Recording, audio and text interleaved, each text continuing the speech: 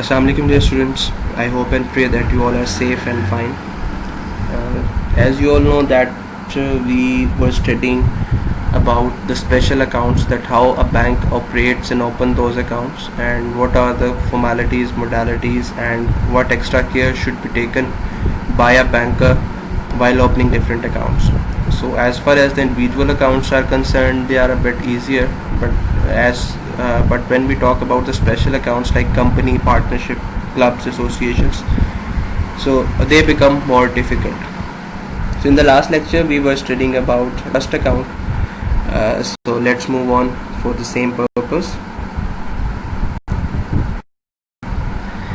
As in the last lecture I had told you about the trust, that what is a trust. So this is again the same section 4 of the same act, Trust Act 1882, that tells us a brief clarification about trust. So a trust may be created for any lawful purpose. So one important thing, that any lawful purpose, it is important, any illegal, any unlawful, anything which is prohibited, that for that purpose a trust cannot be created. So the purpose of a trust is lawful unless it is, so again हम उसको define भी कर दिया गया कि lawful purposes में कौन से हैं. रिमेंबर, जब भी कोई लॉ क्रिएट किया जाता है या किसी चीज़ के बारे में हम कहते हैं ये ममनू है, जब आप लीगल चीज़ों की डेफिनेशन करते हैं तो लीगल चीज़ों की डेफिनेशन आपको मिलती है everything which is not illegal is legal. So इसका मतलब ये है, सो लीगल चीज़ों की डेफिनेशन का मतलब ये है कि हमें लीगल चीज़ें नहीं देखनी बल्कि इलीगल चीज़ें जो है वो आइडेंटिफाई करनी है. So once we identify illegal things, that means anything which is not illegal is legal. So यही बात यहाँ पे रखी गई है. The purpose of a trust is lawful unless. So तमाम पर्पसेस जितने भी हैं जो आपके जहन में आते हैं, वो सारे पर्पज़ जो हैं वो लॉफुल हैं, ठीक हैं, कानून के मुताबिक हैं, सवाए इनके. अब वो उसने जो इलीगल है वो बता दिए. सो वो वन बाय वन देखते हैं. The one is forbidden by law. So ऐसी चीज़ जो कानून ने मना कर दी है, so that mean it is not lawful. So when it is not lawful, so that means for that purpose trust can not be created. Similarly is of such nature, if permitted it would defeat the provisions of any law. So अगर law trust बना दिया जाए या trust को allow कर दिया जाए तो वो किसी ना किसी कानून को, किसी आइन को, किसी लॉ को जो है वो तोड़ेगा या नुकसान पहुंचाएगा. सो दैट मीन्स वो भी प्रोहिबिटेड है. ऐसा ट्रस्ट भी नहीं बनाया जा सकता. कोई फ्रॉडुलेंट, ये तो सिरे से ही अनलॉफुल है, that you want to have a fraud और उसके लिए ट्रस्ट बनाया जाए, सो इट इज़ अनलॉफुल, नहीं बन सकता. It involves or employs injury to the person or property of another. So again इसका पर्पज़ अगर किसी को नुकसान पहुंचाना है, किसी की प्रॉपर्टी को नुकसान पहुंचाना है, सो ये भी एक अनलॉफुल पर्पज़ है, इसके लिए भी ट्रस्ट नहीं बन सकता. And lastly, the court regards it as immoral or opposed to public policy. So court ने ये बात डिक्लेयर कर दी है कि ये चीज़ जो है वो इमोरल है, अनएथिकल है और वो पब्लिक के अगेंस्ट जाती है, जनरल पब्लिक के अपोजिट, उनके मफाद में नहीं है. सो ऐसी तमाम चीज़ें अनलॉफुल हैं. And for all those unlawful purposes trust can not be created. So every trust of which the purpose is unlawful is void, prohibited, ये मैं बता चुका हूँ. Where a trust is created for two purposes, one of which is lawful and other unlawful, and the two purpose can not be separated, the whole trust is void. So that means अगर trust बनाया जा रहा है दो different purposes के लिए या तीन डिफरेंट पर्पसेस के लिए, उनमें से दो लीगल हैं, लॉफुल हैं, बट एक अनलॉफुल है, और उन दोनों को सेपरेट नहीं किया जा सकता. दे आर इंटरलिंक्ड, कि जब आप ट्रस्ट चलाएंगे तो आपको परफॉर्म करना ही पड़ेगा वो चीज़ जो अनलॉफुल है. सो ऐसी सूरत में पूरे का पूरा ट्रस्ट अनलॉफुल हो जाएगा, चाहे उसमें से कुछ वजूहात या कुछ चीज़ें लॉफुल भी थी. So to work as a trust or to build a trust, that means you need 100% lawful purposes. I hope now that trust would be clear to you. Now going forward, जब trust create होता है तो उसमें हम different parties को किस नाम से बुलाते हैं. So जो next जो पॉइंट्स हैं A, B, C, D and last वाला E जो मैंने खुद से लिखा हुआ नेक्स्ट पेज पे था. So I have mentioned it so that the pictures can be avoided. So जो सेक्शन 3 सब सेक्शन 2 है ट्रस्ट एक्ट 1882 का, ये डिफाइन करता है, ये कॉन्स्टिट्यूट करता है, बताता है कि पार्टीज को हम टेक्निकली या लीगली क्या कहेंगे. सो the person who declares the confidence and is called the author of the trust. That means कि जो इंडिविजुअल किसी दूसरे को रिस्पॉन्सिबिलिटी दे रहा है, किसी दूसरे पे ट्रस्ट कर रहा है, अपनी प्रॉपर्टी उसको दे रहा है, so the person who is giving that confidence और who is declaring that confidence, उसको हम कहेंगे ऑथर ऑफ ट्रस्ट. जैसे अगर पिछली ये रिलेट तो नहीं करती, जस्ट आपको समझाने के लिए, अगर हम पिछले अकाउंट में एजेंट में बात करें तो प्रिंसिपल अपना काम, अपना इख्तियार देता है एजेंट को. सो प्रिंसिपल को हम अगर यहाँ एज्यूम करें तो वो बंदा जो किसी दूसरे को कॉन्फिडेंस दे रहा है, that person will be called author of the trust. और ये it's very simple, the person who accepts the confidence is called trustee. So जिसको जो वो रिस्पॉन्सिबिलिटी पूरी करने को मान गया है, या जिसके नाम पे प्रॉपर्टी आ रही है, या जो कॉन्फिडेंस को एक्सेप्ट कर रहा है, जो पर्पस को एक्सेप्ट कर रहा है, that person is called trustee. The person who benefits from the confidence and is therefore called the beneficiary. So जिसको फ़ायदा हो रहा है, ये ऑनर खुद भी हो सकता है, जैसे आपने पहले हमने पढ़ा था कि ये ऑथर ऑफ द ट्रस्ट भी हो सकता है. सो अगर ऑथर ऑफ द ट्रस्ट खुद है तो वही बेनिफिशियरी भी है और वही ऑथर ऑफ द ट्रस्ट भी है. और अगर उससे कोई और बेनिफिट ले रहा है, सो जो whoever the person is getting benefit, that will be called the beneficiary. And the subject matter of the trust, that is called trust property और trust money और beneficial interest. So subject matter होता है जिसकी वजह से trust बनाया जा रहा है. जैसे मैं कहता हूँ कि मैं एक पेन बेचता हूँ, there will be a buyer, there will be a seller, और जो subject matter होगा वो पेन होगा. So वो जो बाइंग एंड सेलिंग की डील हो रही है, जो कॉन्ट्रैक्ट हो रहा है, जिस वजह से वो कॉन्ट्रैक्ट हो रहा है, that thing is called subject matter. आपने इंग्लिश में भी पढ़ा, नाउन होता है, प्रोनाउन है या वर्ब है और एक सब्जेक्ट मैटर है. सो वो चीज़ जो इम्पॉर्टेंट है, जिसकी वजह से कोई डील या कॉन्ट्रैक्ट हो रहा है, that is called subject matter. So यहाँ पे भी जो पर्पज़ है, जो वजह है, उसको हम कहेंगे दैट इज ट्रस्ट प्रॉपर्टी या ट्रस्ट मनी या beneficial interest. And lastly, the instrument by which a trust is declared is called instrument of trust. So instrument of trust में rules regulations हैं. जब ऐसा एक इंस्ट्रूमेंट है या ऐसा एक आप कह सकते हैं डॉक्यूमेंट है जिससे आपको पता चलता है कि ट्रस्ट जो है वो बन गया है, that document, that instrument is called instrument of trust. So it's simply 5 things. एक, जो ट्रस्ट, जो कॉन्फिडेंस डिक्लेयर कर रहा है, जो किसी को कॉन्फिडेंस दे रहा है, that person will be called author of the trust. जो एक्सेप्ट कर रहा है, ही विल बी ट्रस्टी. जो उसे बेनिफिट ले रहा है, इट विल बी बेनिफिशियरी. जो सब्जेक्ट मैटर है, जिस वजह से ट्रस्ट बनाया गया था, it will be trust money, beneficial interest और ट्रस्ट प्रॉपर्टी. एंड लास्टली, जो इंस्ट्रूमेंट जिसे पता चलता है कि ट्रस्ट बन चुका है, that instrument is called instrument of trust.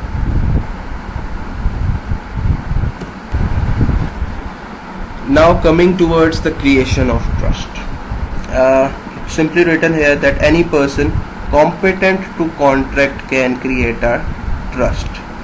So competent to create to contract का मतलब ये है that he should not be insane, he should not be insolvent, he should be a lawful legal person, he should be of age, having majority, he should be the person who can accept and offer the things.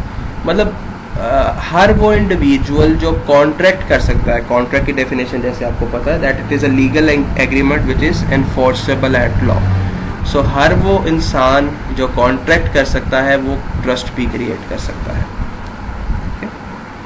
यहाँ पे मैं आपको book की एक word जो next आप देख रहे हैं, non testamentary instrument. This is a technical word. So इसको एक्सप्लेन करने के लिए मैं कुछ बुक्स की लाइन जो आपके पास भी यकीनन मौजूद होंगी, मैं उसको पढ़ रहा हूँ. Any person who is competent to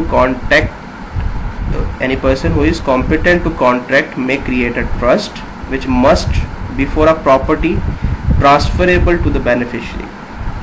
Section 5 of Trust Act lays down that no trust in relation to immovable property is valid unless declared by a non-testamentary instrument in writing signed by the author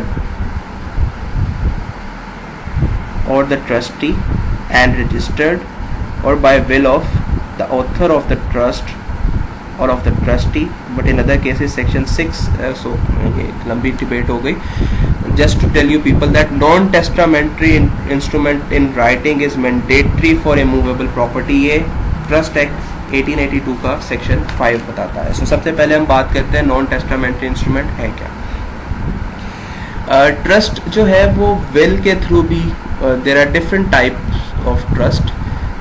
will के through, जैसे will आप कहते हैं ख्वाहिश के through, या एक कुछ वर्बल ट्रस्ट्स हैं, या फिर आप कह सकते हैं कि विरासत के हवाले से एक बंदे की विल में उसकी जो डेथ होती है तो उससे पहले उसने अपनी कोई विल लिखी थी, उस विल में वो प्रॉपर्टी, वो विल में लिख जाता है कि ये मेरी प्रॉपर्टी जो है ये इस ट्रस्ट को दे दी जाए इस तरह. सो अगर हम इमूवेबल प्रॉपर्टी की बात करें, इमूवेबल प्रॉपर्टी में लैंड है, बिल्डिंग है, मतलब वो चीज़ें जो मूवेबल एसेट्स नहीं हैं. सो इमूवेबल प्रॉपर्टी के लिए रिटन डॉक्यूमेंट होना ज़रूरी है. इन अदर वर्ड्स, सिर्फ विल के ऊपर इमूवेबल प्रॉपर्टी के लिए ट्रस्ट नहीं बनाया जा सकता. So non-testamentary instrument in writing is mandatory for immovable property. That means non-testamentary instrument है जो will नहीं है बल्कि एक written document होना चाहिए अगर immovable property के हवाले से trust बनाना चाहते हैं. और अगर हम immovable property को छोड़ देते हैं, कोई और subject matter ले लेते हैं, तो किसी और subject matter के लिए नॉन टेस्टामेंट्री इंस्ट्रूमेंट या विल के थ्रू भी ट्रस्ट बनाया जा सकता है. लेकिन यहाँ पे एक चीज़ को एक्सक्लूड कर दिया गया और वो चीज़ है इमूवेबल प्रॉपर्टी. कि इमूवेबल प्रॉपर्टी के हवाले, अगर सब्जेक्ट मैटर इमूवेबल प्रॉपर्टी है तो उसके लिए जब तक रिटन कॉन्ट्रैक्ट नहीं होगा तब तक ट्रस्ट नहीं बन सकता. अलबत्ता अगर इमूवेबल प्रॉपर्टी नहीं है तो वो फिर थ्रू विल भी बन सकती है, वर्बल भी बन सकती है. इन अदर वर्ड्स उसके लिए लिखना ज़रूरी नहीं है. सो दो चीज़ें हैं, जस्ट टू समराइज इट. अगर वो ट्रस्ट का सब्जेक्ट मैटर इमूवेबल प्रॉपर्टी है तो इसका मतलब है वो लिखना ज़रूरी है, लिखे बगैर ट्रस्ट नहीं बन सकता. और अगर वो इमूवेबल प्रॉपर्टी सब्जेक्ट मैटर नहीं है, उसकी बजाय कुछ और है, सो ऐसे सिनेरियो में लिखना ज़रूरी नहीं है बल्कि वर्बल या थ्रू विल ट्रस्ट बनाया जा सकता है. सेक्शन 5 हमें इमूवेबल प्रॉपर्टी के बारे में बताता है. Now the next is section 6 of the trust act. वो क्या कहता है ये मैं पढ़ रहा हूँ. Section 6 of the trust act authorises the creation of a trust by word of mouth और by any act which reflects the intention the author of the trust. So यही बात जो मैंने अभी आपको एक्सप्लेन की उसकी फर्दर एक क्लैरिफिकेशन है कि प्रॉपर्टी अगर इमूवेबल प्रॉपर्टी है उसके लिए रिटन डॉक्यूमेंट होना ज़रूरी है. और अगर उसके अलावा कोई सब्जेक्ट मैटर है तो सेक्शन 6 जो है हमें ट्रस्ट का वो कहता है कि सिर्फ मुंह के बोलने से या ऐसी इंटेंशन से या किसी भी ऐसे एक्ट से, ऐसे अमल से जिससे लगता हो कि ट्रस्ट बनाना चाह रहे हैं तो वो ट्रस्ट बन सकता है.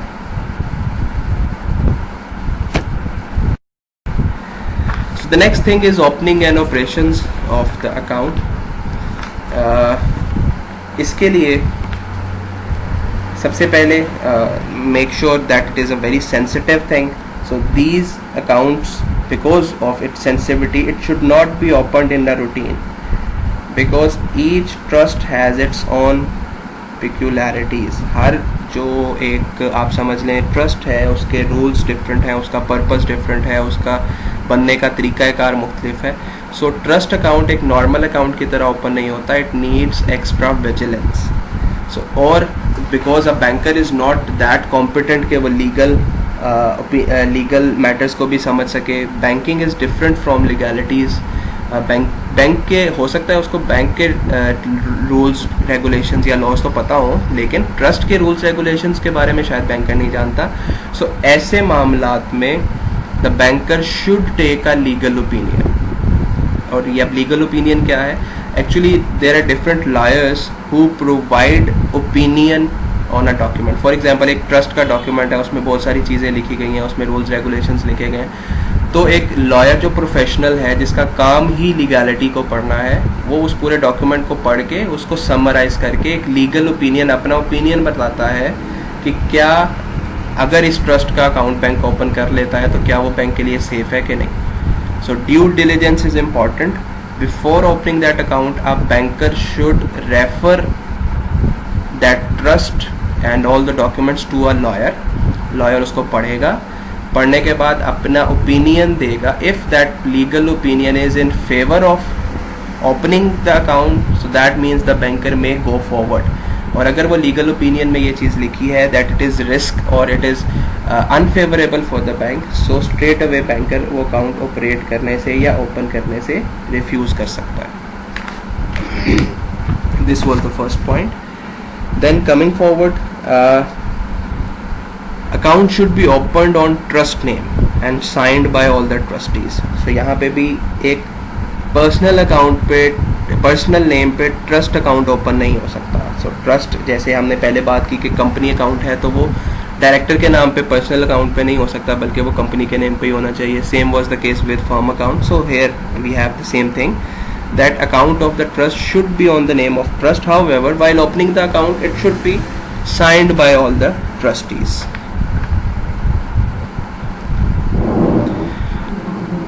So going forward, trust account and personal account of the trustees should be kept separate. So again, obviously if an account is opened on the name of the trust, तो जो उसके trustees हैं they are separate individuals. They should not, it should not be a joint account. ऐसा नहीं है कि जो trust account है उसी को ट्रस्टीज ऑपरेट करते रहे और जो ट्रस्टीज का अकाउंट है ट्रस्ट ऑपरेट करते. Both are separate accounts. So अगर कोई ट्रस्टी अकाउंट ओपन करवाता भी है so it's a personal account, वो उसको सेपरेटली डील किया जाएगा ट्रस्ट अकाउंट से. And signature specimen card should boldly show that the account is of trust. So now remember, trust is another organisation but उसको operate तो किसी ना किसी ट्रस्टी नहीं करना है. सो जब भी ट्रस्ट अकाउंट ओपन होगा उसमें जो स्पेसिमेन ऑथराइज्ड लोग जो होंगे, जो ट्रस्टीज होंगे या जो अकाउंट को ऑपरेट करेंगे ट्रस्ट के, उनके साइन लिए जाते हैं स्पेसिमेन सिग्नेचर कार्ड पे. एसएस कार्ड के बारे में आपको पता है, बहुत दफ़ा पहले भी हम डिस्कस कर चुके हैं इंडिविजुअल अकाउंट्स में भी और उससे पहले बैंक अकाउंट ओपनिंग डिपार्टमेंट को एक्सप्लेन करते हुए भी. सो जो सिग्नेचर स्पेसिमेन कार्ड है उस पर बोल्डली लिखने का पर्पस या मतलब या मकसद सिर्फ ये है that it should B expressly shown के ये ट्रस्ट अकाउंट है. क्यों ऐसा ज़रूरी है? क्योंकि ये एक सेंसिटिव नेचर का अकाउंट है, जैसे मैंने आपको शुरू में बताया और फिर लीगल ओपिनियन भी लिया. सो इस हवाले से because it's a sensible kind of account, so in this regard we एक बोल्ड ट्रस्ट लिख दिया जाता है ताकि ट्रस्टी उसको मिस हैंडल ना कर ले या बैंक उसको ज्वाइंट अकाउंट समझ के तो ट्रस्ट के अकाउंट को ट्रस्टी ही ऑपरेट ना करता रहे. तो इसलिए जब बोर्ड लिखा होगा whenever a check will come to the banker for cash और for transfer, so जैसे ही बैंकर उसका अकाउंट एक्सेस करेगा तो स्पेसिमेन कार्ड स्कैन होके जो सिस्टम पे आएगा वहाँ पे क्लियरली लिखा होगा trust account. And then the bank will see that how this cheque should be encashed और ट्रांसफर्ड. जो फिर इंस्ट्रक्शंस दी गई होंगी बैंक को, बैंक उसके मुताबिक ऑपरेट करेगा. तो ये जो सारे रूल्स रेगुलेशंस हैं, ये सारी चीज़ें जैसे हमने पढ़ा इंस्ट्रूमेंट ऑफ ट्रस्ट. तो इंस्ट्रूमेंट ऑफ ट्रस्ट में रूल्स रेगुलेशंस या जो भी मैंडेट दिया गया है, जिसको इख्तियार दिया गया है कि वो अकाउंट को ऑपरेट करे, वो सारा कुछ मेंशन होगा.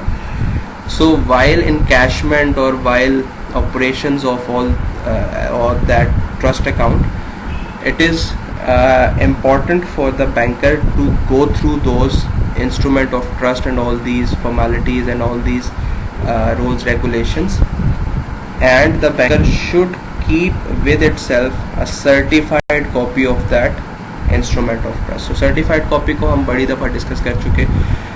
हर एक बेसिक डॉक्यूमेंट, चाहे वो पार्टनरशिप डीड है, चाहे वो पावर ऑफ अटॉर्नी है, तो इसी तरह ट्रस्ट के अंदर वो इंस्ट्रूमेंट ऑफ ट्रस्ट है. सो उस इंस्ट्रूमेंट ऑफ ट्रस्ट की एक सर्टिफाइड कॉपी बैंकर के पास हर वक्त से मतलब उसको अकाउंट ओपन करते हुए ले लेनी चाहिए और वो मौजूद होने चाहिए. It should be kept in the safe custody so that whenever there is a dispute और whenever the problem arises, that instrument of trust can be discussed. I hope that because it's a difficult concept और trust शायद आपने इससे पहले किसी subject में नहीं पढ़ा हो, so for that matter I'm taking it a bit slow so that you can better understand this, and I would again request you to consult your book, and it is mandatory now because there are certain legal terms, there are certain annotations which probably you have not had heard before. So ऐसे scenario में मैं आपसे trust की एक आप different websites visit कर सकते हैं जिसमें आप ट्रस्ट का कॉन्सेप्ट अगर आपको क्लियर नहीं हुआ आप मुझसे जूम के जो कि हमारी रेगुलर क्लासेस होती हैं आप वहाँ पे पूछ सकते हैं. But by and large the purpose to tell you this is कि यहाँ से चीज़ें थोड़ी सी क्रिटिकल हैं, टिपिकल हैं, मुश्किल हैं, सो आपको पढ़ना पड़ेगा यहाँ पे. सो बुक को कंसल्ट करें. ट्रस्ट के बारे में ऑपरेशंस आगे फर्दर कैसे होते हैं या ट्रस्ट अकाउंट को कैसे मेंटेन किया जाता है, we will be studying it so that in the next coming lectures. So trust का टॉपिक अभी हमारा ख़त्म नहीं हुआ. अभी हमने डिस्कस किया कि ट्रस्ट क्या होता है, बनता कैसे है, मुख्तलिफ पार्टीज़ को क्या कहते हैं, अकाउंट ओपन कैसे होता है, अब ऑपरेट कैसे होता है और बोरिंग वगैरह के कुछ क्लोजेज हैं जो हम इंशाल्लाह नेक्स्ट लेक्चर में कवर करेंगे. टिल देन आप इसका कॉन्सेप्ट बिल्ड करें.